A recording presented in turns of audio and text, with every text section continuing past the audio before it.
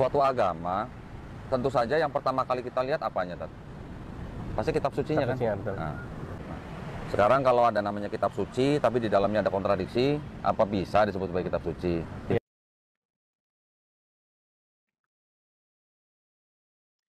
Selamat datang di channel video saya. Kita baru saja mendengarkan pernyataan dari Koh Dondi, di mana dia mau mengatakan bahwa jika dalam kitab suci ada kontradiksi, apakah bisa disebut kitab suci? Ini merupakan satu pertanyaan retoris. Pertanyaan retoris itu adalah pertanyaan yang tidak membutuhkan jawaban karena jawabannya itu sudah jelas. Jadi, pernyataan Koh Dondi yang merupakan pertanyaan retoris, apakah bisa disebut kitab suci, itu jawabannya itu sudah jelas dan sudah pasti, yaitu tidak bisa. Nah, jadi di sini Koh Dondi mau mengatakan kepada kita, kitab suci itu harus tanpa kontradiksi di dalamnya. Itu. Nah, menjadi pertanyaan ya yang sangat sederhana, bagaimana dengan Al-Qur'an? Ya. Apakah Al-Qur'an bebas dari kontradiksi?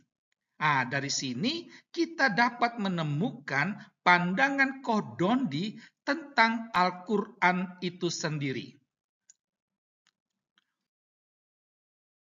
Nah, pertama-tama kita akan coba melihat ya tentang Al-Qur'an ya, yang merupakan kitab suci agama Islam yang dianuti oleh Koh Dondi ya.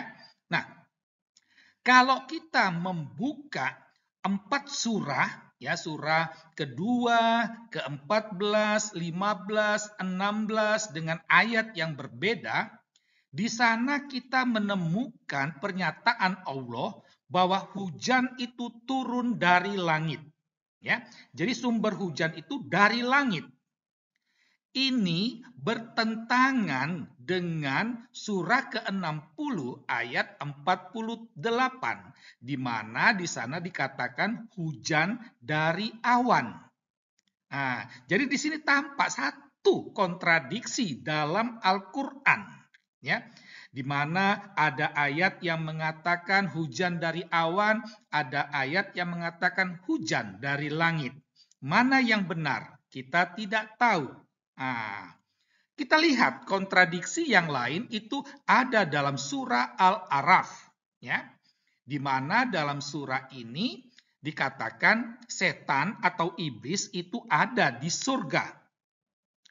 Ayat ini bertentangan dengan begitu banyak ayat Al-Qur'an, ya.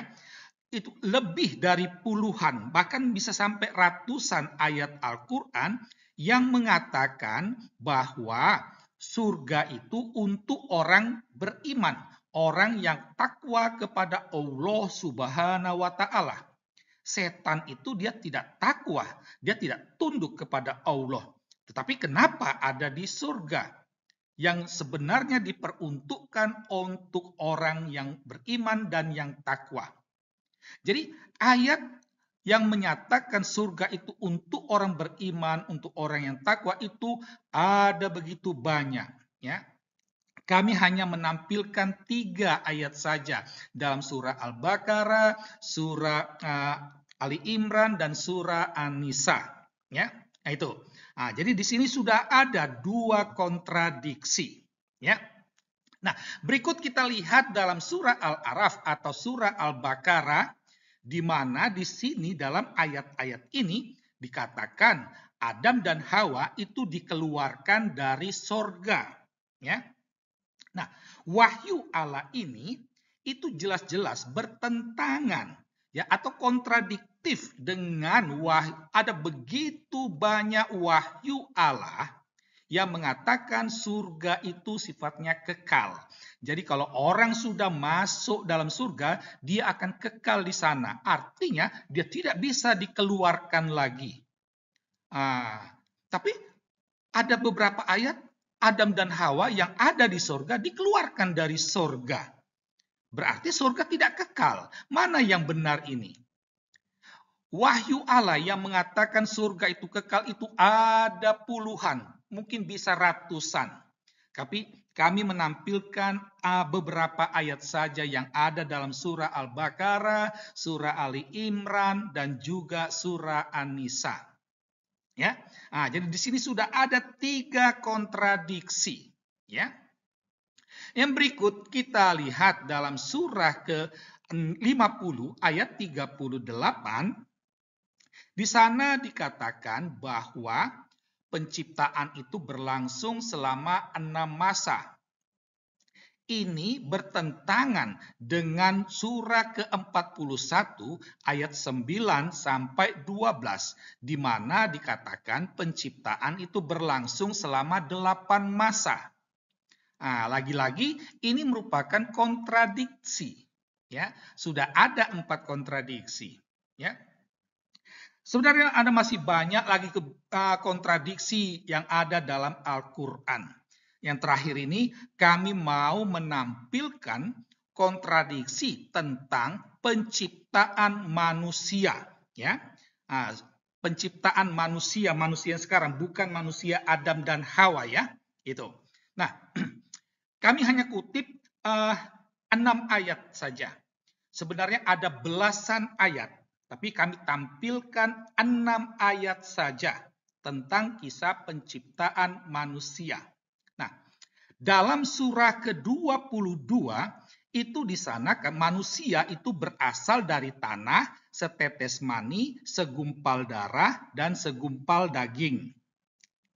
Ini bertentangan dengan surah ke-40 di mana dikatakan manusia itu berasal dari tanah, setetes mani, dan segumpal darah tanpa segumpal daging. Jadi di sini sudah ada pertentangan dengan ayat sebelumnya. Ya.